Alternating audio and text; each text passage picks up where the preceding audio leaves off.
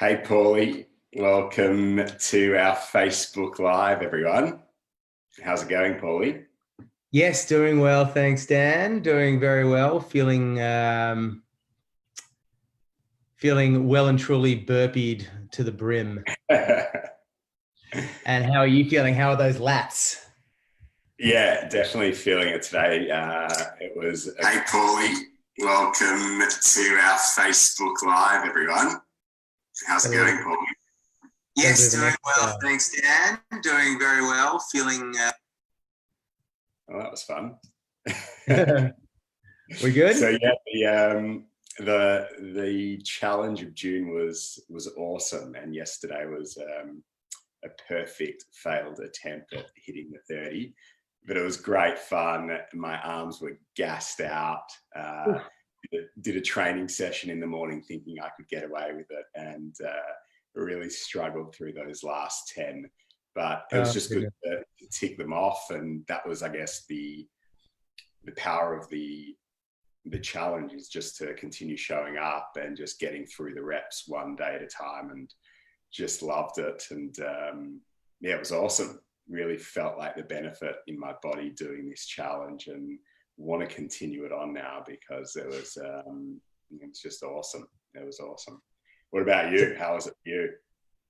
I had a great time. I probably had a little bit of a less challenging habit to deliver on than you, but I loved it because there are a few things I noticed when I was completing the habit, especially towards the upper echelon of the repetitions, and that was I could either make a decision, and I've always felt this with like a simple movement like burpees.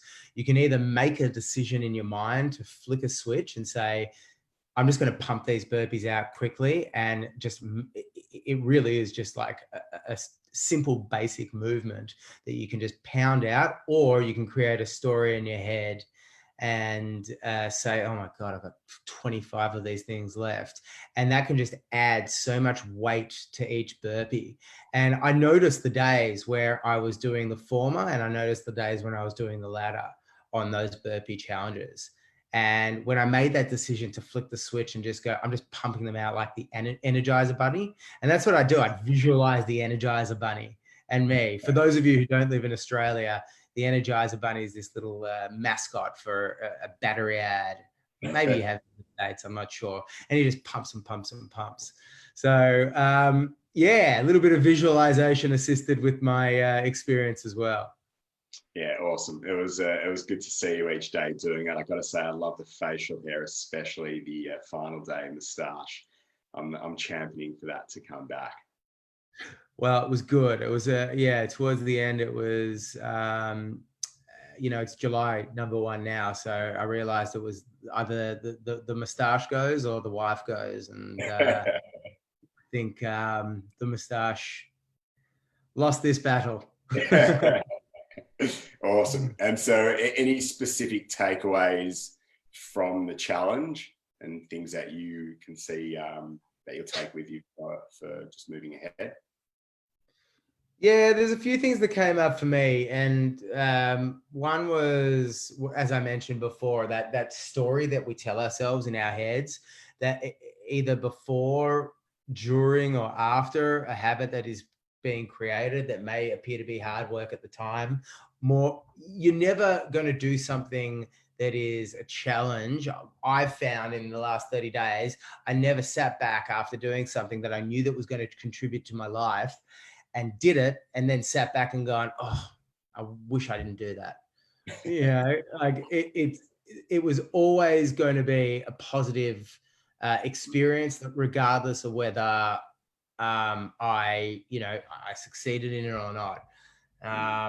Likewise, on the days, because there were 2 days that I failed to turn up, and I think it's equally as important to be forgiving of yourself and forgiving of myself when I didn't turn up, because that can also feed onto itself and be like a self-fulfilling prophecy for future days as well. And that can just, you can create a story in your head about that being a failure right off the day, right off the week, right off the month. And all of a sudden, it's just continuing on and on and on. Yeah, it's the habit of not doing something as well as the habit of doing something. It works both ways. Exactly right. You're either being productive or you're being unproductive, and you're never standing still. It's constant movement, and that's something I definitely learnt within that process. I personally really enjoyed the process of building up in an unintimidating fashion, and being able to do so one day at a time, and getting to the time where I had 30 burpees at the end of the month. And I also really enjoyed, as I was building up confidence and momentum within this process, I was able to couple and engage in some more healthy habit formations, uh, like breathing and journal writing and running as well, which I was able to coincide this with. So what I feel is the very active participating in a habit was like watering a garden.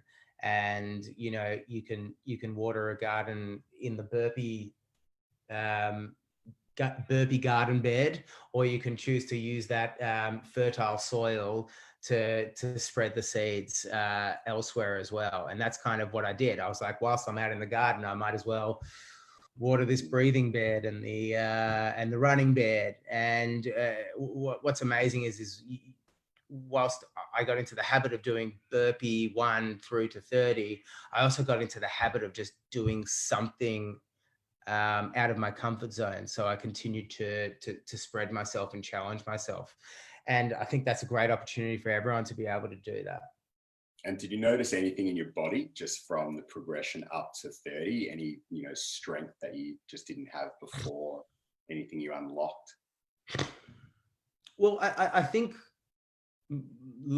other than the fact that I was doing a lot of burpees, like a reasonable amount of burpees every day, especially towards the end of the month, the fact that it acted as an action to open a gate to other endurance challenges. And that's like the intention I set for myself at the beginning of the month. It was like, I wanted to step into becoming more of an endurance athlete.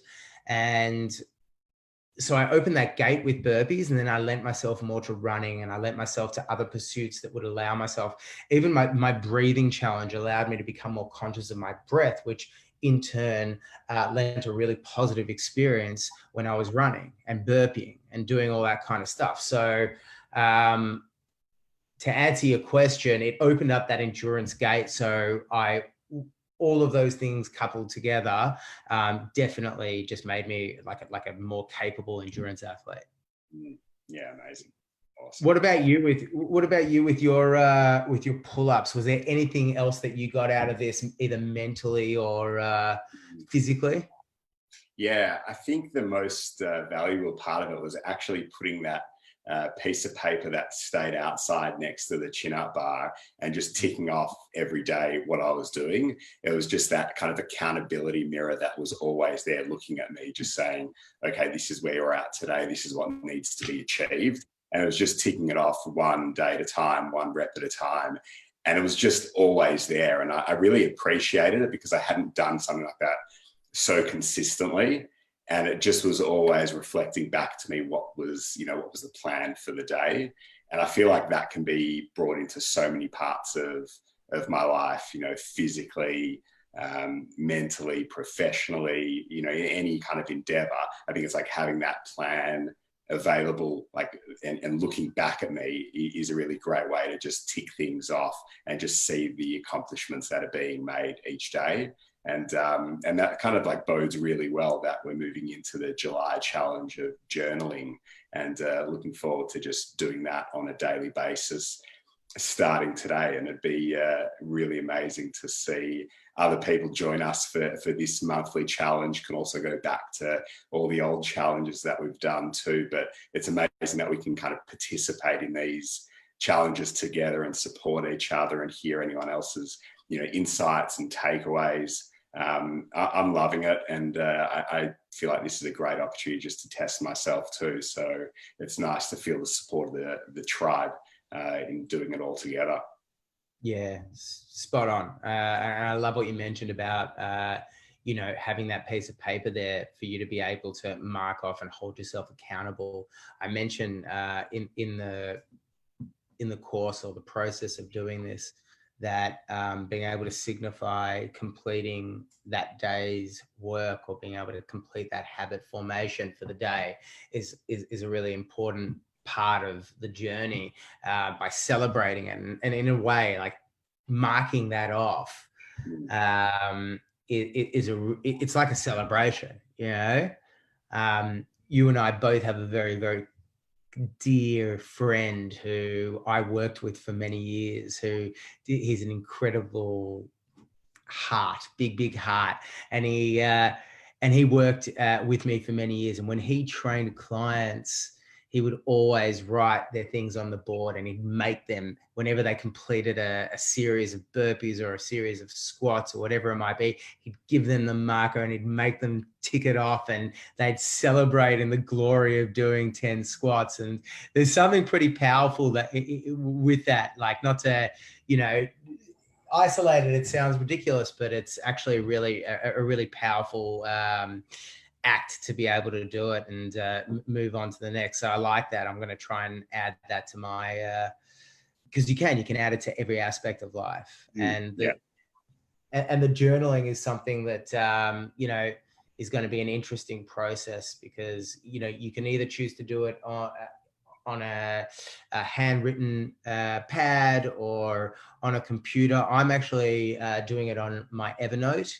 which is an online process. And the reason I'm doing that is because it's just going to be easier to have it there, to have my template all there in place, and I'm just going to fill it out as I go along. But whatever works for anybody is great. And I encourage anybody to jump on and join us in this July challenge, because I know from experience, it adds so much to my life when I'm doing it on a daily basis. It just gives that positive filter to everything you do moving on.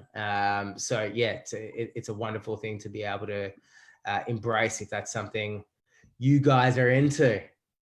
Yeah, I love it. I'm looking forward to it as well. And I think I'm going to challenge myself by writing in an actual journal, because I have the most atrocious handwriting. So I'm really going to take my time with it, which is also just a great practice, not to rush it, but just take my time so it's almost legible and I can reread what I actually write, which will be a challenge in itself. So the challenge for me is actually writing legibly enough to be able to read it too.